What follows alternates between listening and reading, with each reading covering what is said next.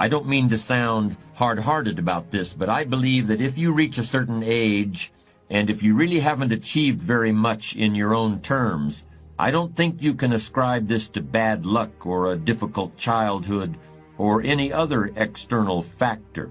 I personally feel that your strength of character does come into question at that point.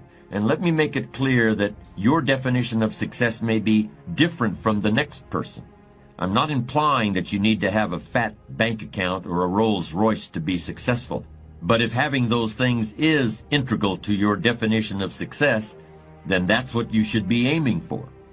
When I talk about developing character, it's pretty hard to focus on character when you've got credit card payments to make and 100 other things to worry about. Well, here's my opinion.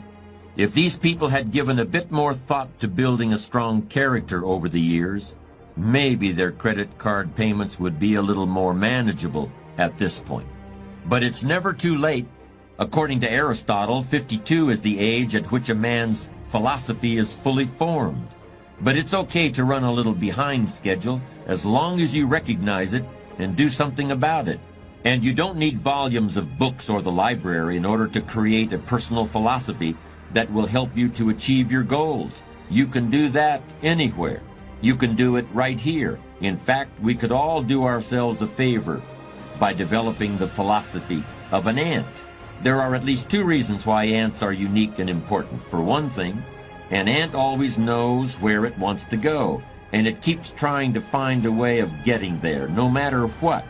If you put a pebble in front of an ant, the first thing it does is try to find a way around the pebble. It tries to go one way. If it can't get around there, it tries to go the other way. And if it still can't get around, then it tries to climb over the pebble. And if for some reason it can't climb over the pebble, it will try to lift the pebble, even though the pebble may be hundreds of times larger than the ant itself. And if it finds it can't lift the pebble, it will look for other ants to help. And if all the ants working together can't lift the pebble, they will finally start digging a tunnel underneath it. And even if that doesn't work, they will literally start trying to gnaw their way through the pebble. How long will they keep trying? They'll keep trying until they die. Because the one thing they will never do is quit. That's the ant's philosophy of achievement, and we might all want to incorporate it into our view of the world. The other reason ants are important is because of what they do in the summer. During the summer, the ants plan for the winter. They don't have any credit cards. They don't use the present moment to create debts and liabilities for themselves in the future. They use the present moment to create assets for themselves. Do you remember the fable about the ant and the grasshopper? The grasshopper laughed at the ant for working so hard all summer. The grasshopper just enjoyed himself, leaping around in the high grass without a care in the world. And when the winter came, he starved to death, while the ant had plenty to eat. Remember, we've all been grasshoppers at some point in our lives. Just make sure you're not one now. Character is the means for transforming ideas into achievements. It's somewhat abstract in the sense that you can't lay your hand on it or point to it or weigh it on a scale, but in a very real sense, character is what allows you to get where you want to go. If you want to drive from your home to a store on the other side of town, you'll need an automobile with gas in the tank, and you'll need keys to start the car. But you'll also need to know how to drive. You'll need judgment based on life experience to tell you when to step on the brakes if the light up the street changes to red. You'll need a true intention to reach your destination so that you don't keep stopping for coffee and a piece of pie every 10 minutes. You'll need to know how much time to allot to the trip so you can get home in time for whatever else you have to do. And you'll need enough maturity to call and say you're going to be late if you get stuck in a traffic jam. You can't lay your hand on any of those things, and you can't measure them with a yardstick. But they're as important to reaching your destination as the car, or the gas, or the keys to start the engine. They are analogs of character. There are all sorts of ways to keep track of the condition of a motor vehicle. You can look at the tires to see whether they've worn out their tread. You can look at the odometer to see how long it's been since you've changed oil. And you can turn on a switch and then walk around the car to see if the headlights and the taillights are working properly. There are objective indicators of the condition of your car. Similarly, there are ways of objectively evaluating your achievements. Most people don't take advantage of them as often as they should, but they're available nonetheless. For example, you can put together a financial statement in order to determine your net worth. You can hire an appraiser in order to learn the market value of your house. You can compare where you were 10 years ago to where you are now in order to determine the degree of progress you've made in your life. As I've tried to explain, achievement depends on character in the same way that a successful drive to the grocery store depends on knowing when to apply the brakes and when to step on the gas. But how can you know if your character is in good enough shape to get you where you want to go? To continue the metaphor we've been using, there are ways of discovering whether you still know how to drive without having an accident. I believe there are ways of evaluating the strength of your character that are almost as clear as the depth of tread on a tire or the amount of gasoline in the tank of an automobile. In order to use these techniques for character evaluation, all you need is a commitment to be ruthlessly honest with yourself. At first, that kind of ruthless honesty may include a little bit of pain, but once you accept the fact that character is basic to achievement, you'll gladly pay the price.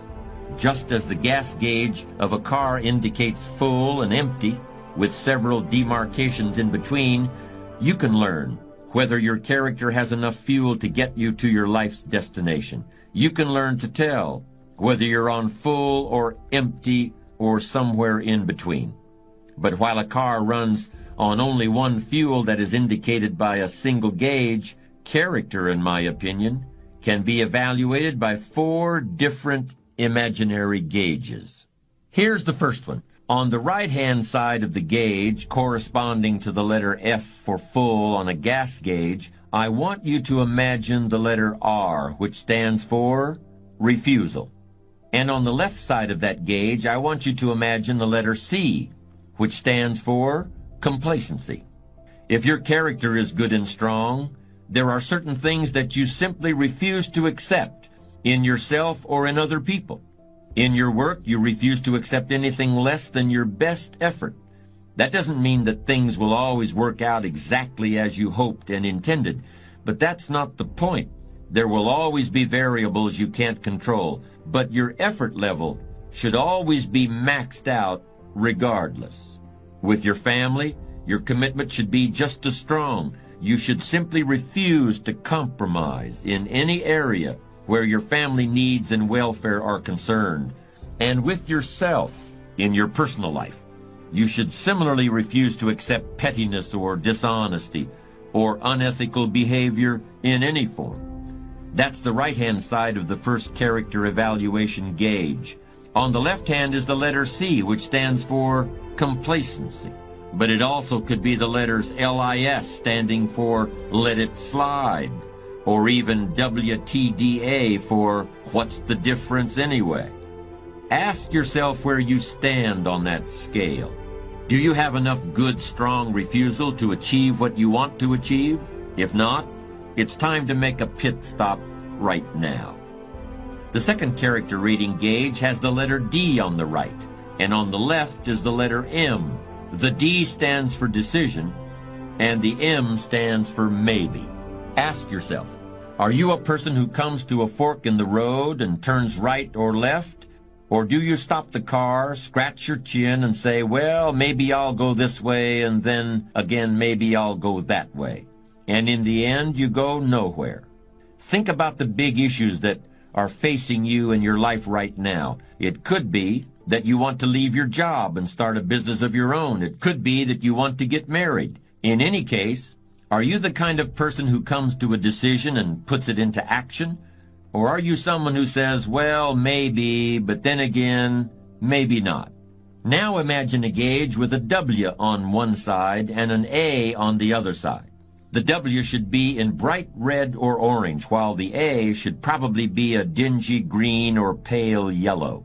That's because the W stands for want, as in, I want it now. or I want it real bad, or I want it so much I'll do whatever it takes to get it. The W means you'll go to law school for 5 years at night while working full-time during the day because you want to be a lawyer. The W means you'll get up at 4 o'clock in the morning every day to work on your novel because you want to be a writer. It means you'll travel from one end of the country to the other many times in order to find a doctor who can make your child well. I know people who have done all those things because they wanted something and eventually they got it. The A stands for apathy. That's where you really don't care what happens. And if you really don't care what happens, it's just as well because it certainly isn't going to be anything good. Now we come to the last of our imaginary character gauges. On the right-hand side is the letter P, and that stands for promise. And on the left-hand side is a letter F, and that stands for fear. If you are a person of strong character, you will promise yourself that you will achieve your goals or what? It doesn't matter, because you never consider that possibility. You have made a promise, and you're going to keep it.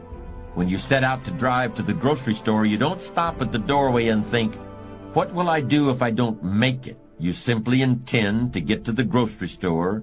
You know you're going to get there. You will get there. It's simply assumed. Fear is simply the inability to make a promise to yourself.